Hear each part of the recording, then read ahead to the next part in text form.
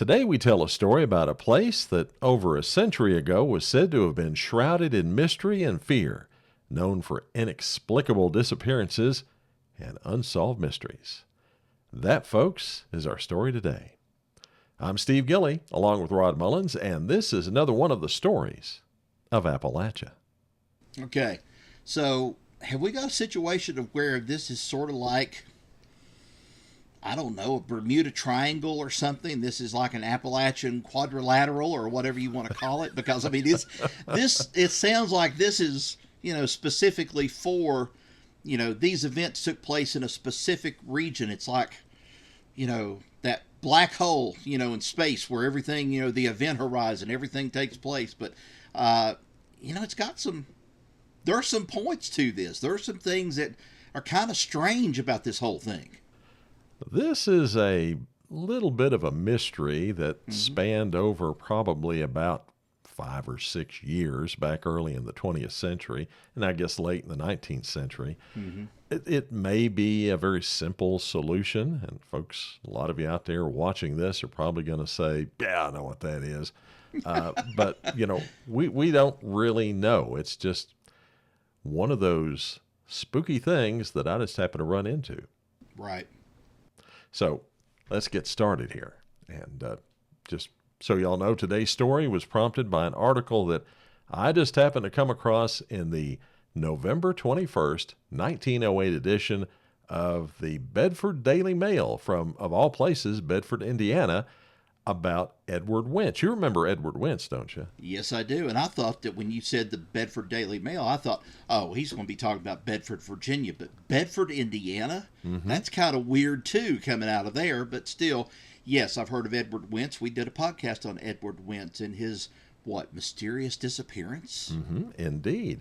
Now, for those of you who haven't heard that podcast or seen our video, well, the heir to the coal mining empire was who Edward Winch was. And this empire was based in Big Stone Gap, Virginia. Winch disappeared while out on his horse one day and was never seen alive again. And as Rod said, it's a story that we have told in great detail in a previous episode of the Stories podcast. That, along with tales told of others who have gone missing in this part of Appalachia, is our story today. Now, Black Mountain lies on the border between Virginia and Kentucky. It covers a large area defined by local historian and, Rod, by the way, my pediatrician many, many years ago, Dr. Lawrence J. Fleener, in his book Black Mountain, Mother of Today. Now, he says that Black Mountain forms the state line between Kentucky and Virginia for much of the border's length. And the mountain is shaped like the fork of a slingshot, if you can imagine that. Well, in the east, it begins where it joins Indian Mountain, end to end. And high above Flat Gap, it runs for about a mile or two due west. At the round, it makes a 90-degree turn to the south to the side of the head of Roaring Fork, which is going to be a big part of this story today, and then turns slowly to the southwest before it divides into the prongs of that slingshot. At the doubles, halfway along Black Mountain's length, Little Black Mountain splits off the larger northern fork. The state line follows Little Black to Pennington Gap, where it jumps over to Stone Mountain, and the main fork of the slingshot goes to the beginning of the Cumberland River at the city of Harlan, Kentucky.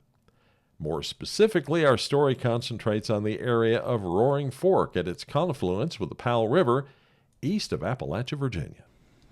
Well, now that we've gotten the geography lesson and how strange this land runs, this area had been the scene of numerous disappearances over the years. And while some might dismiss this as just mere accidents, the sheer number and the mysterious circumstances surrounding them have led us to believe that something more sinister is at play. The history of mysterious disappearances on Black Mountain goes back a long way, even before the Civil War. One of the earliest stories is one told by a former Virginia 9th District Congressman, James Buchanan Richmond of Gate City. Now, the story he told involved two cattlemen who ventured into the mountain's wilds in search of a herd of lost cattle. And these were seasoned mountaineers, these men were, familiar with the rugged terrain, but on this particular day they decided to, do something that probably in hindsight, like in those horror movies you used to watch, they decided to split up. Okay? Each taking a different ridge with plans to meet back at the mouth of Roaring Fork. Unfortunately, only one of them returned. He waited at the meeting point, called out for the other cattlemen as soon as it started getting dark, and then, as night began to fall, there was still no answer. When he realized his partner was missing, he searched as long as he could, but in the gathering darkness, he had no choice but to just leave. The next day, a search was organized, but the missing man was never found. His disappearance marked the beginning of a series of eerie and unexplained events associated with that said Black Mountain. Then, Rod, in 1903, the most well-known disappearance occurred on the mountain. That year, the aforementioned Edward L. Wentz, a young millionaire coal heir from Philadelphia, added his name to the list of those who disappeared in these unforgiving hills. On the morning of October 14th, Wentz left his home in Big Stone Gap on horseback. Later that day, his horse was found riderless near the Powell River, not far from Roaring Fork, where those two cattlemen had met their fate years before. But Wentz was nowhere to be found. The search for Wentz became one of the most intense and desperate the region had ever seen. Hundreds of men combed through every ravine and cave, spurred on by a massive reward, $100,000 for a safe return, worth over $3 million today.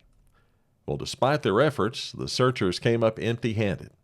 It wasn't until 5 months later that Wentz's decomposed body was discovered lying in a remote and desolate spot among some fallen trees, dead from a single gunshot wound. A coroner's inquest found that he had committed suicide. But, Steve, if I'm not mistaken, wasn't Edward Wentz considered to be one of the most hated men around the region? Didn't they not, a lot of people not like him in particular? You know what he went searching for on that coal company land, don't you? Remember? Remind me again. Moonshiners. Ah, yes. Okay. Yeah, so, yeah, he was not a very well-liked man. That's true. Well, that settles that right there, at least part of it, okay? Well, not long after Wentz disappeared, James F. Gearhart, an insurance man from Bristol, Virginia, had vanished in much the same area. Gerhardt had set out from his hotel room in Appalachia one morning on a business trip through the mining regions, taking the route that led him by Roaring Fork and the Powell River, kind of like the same journey that Wentz was making. And the very place where Wentz's horse would later be found and the cattlemen had vanished, like Wentz, Gerhardt never returned. And despite exhaustive searches and inquiries, his fate remains unknown even to this day. Well, Black Mountain's sinister reputation grew with each disappearance. Even a group of federal revenue officers, or, as we used to call them back here, still to this day, revenuers, sent to raid moonshiners in the area, vanished without a trace. Some believe they were ambushed and killed by those moonshiners. Others think that they may have fallen into the mountains, or one of the mountains' hidden ravines. The federal government launched an investigation. Yes, can you believe that? They launched an investigation, but like so many others, it yielded no answers. The mountain and the people who lived near it remained silent. Well, Rod, by 1908, when these stories were becoming widely known, Black Mountain had built a reputation as a place where men went missing, never to be seen again. In 1907, Walter Kent, a mining engineer from Pennsylvania, disappeared while in the area. The next year, Thomas Kilgore, a mine superintendent, also vanished into the mountain's depths. That same year, yet another local mine superintendent disappeared, W.F. Kelly. Despite being well acquainted with the terrain, they apparently disappeared without a trace, further adding to the mountain's ominous legend. Well, all of them except for Mr. Kilgore. It turns out, Rod, that according to the Roanoke Times, Mr. Kilgore was found in eastern Kentucky a week later, safe and sound. No word on Mr. Kent or Mr. Kelly, though. They were never seen again, as far as we can determine. Maybe Mr. Kilgore had a little nip of the sweet stuff and stayed alive for a little while. Who knows how this went? Well, these occurrences around Black Mountain were attributed to, at the time, as the Roanoke Times put it, an area just across the line from the country infested by those notorious Kentucky feudists. Boy, isn't that just a great way to just describe somebody? Well, they wrote that the theory was all that these people had been murdered and their bodies had been hidden. Well, by the end of 1908, the stories of people vanishing at Black Mountain then came to an end. The newspapers of the day moving on to stories about negotiations to mine coal on 30,000 acres of Black Mountain land, including the area we've talked about. The Black Mountain Corporation, which was based in Alexandria, Virginia, took over vast coal lands there, including property owned by one C. Bascom Slimp. That's Congressman C. Bascom Slimp. He was a congressman for the area in the United States Congress for a price of $2 million. That's $34,500,000 today, which is not exactly chump change, but it's a nice bit of change for someone, even by today's standards. And probably a lot more than he made working in Congress. Yes, exactly. Yeah. Well, folks, the tale of the cattleman who disappeared before the Civil War, the strange case of Edward Wentz, and the disappearance of those 4 other men all share a common thread: Black Mountain. Now, there was a great deal of animosity between the coal companies and the people who had lived there for decades or longer, which on occasion led to violence. In fact, there are stories told of a group of men employed by a local coal company that raided a community of former slaves from the Deep South that had been established near the top of Black Mountain at about this time, murdering the inhabitants. So it's certainly possible that these missing men could have been killed by local residents, kind of in retaliation, and their bodies disposed of. But there is no proof of that happening. Other than Edward Wentz, no trace of anybody missing from that time has ever been found. All we have left is a mystery. And it's kind of weird, too. It's not exactly just the people missing, too. Did we tell a story here several years ago about the union efforts and the young little girl, supposedly, that was the ghost and supposedly there around Black Mountain going down into Lynch? She would appear into cars, and suddenly the drivers would start swerving all over the road because they were trying some way to get her out of the back seat, and then find out she wasn't there, or she'd be standing in the road. Weird things have been said about Black Mountain. I know that. This thing with all the things of the men who disappeared, including Edward Wentz, kind of leaves you scratching your head wondering, do we have an Appalachian quadrilateral? I'm just joking. I had to throw that out again at you. But it makes you wonder about this, all of it being a mystery. Well, you never know. And you're talking about the story of Headless Annie. Yes. A very well-known tale, which we did on our TikTok. Okay. And funny you mentioned that.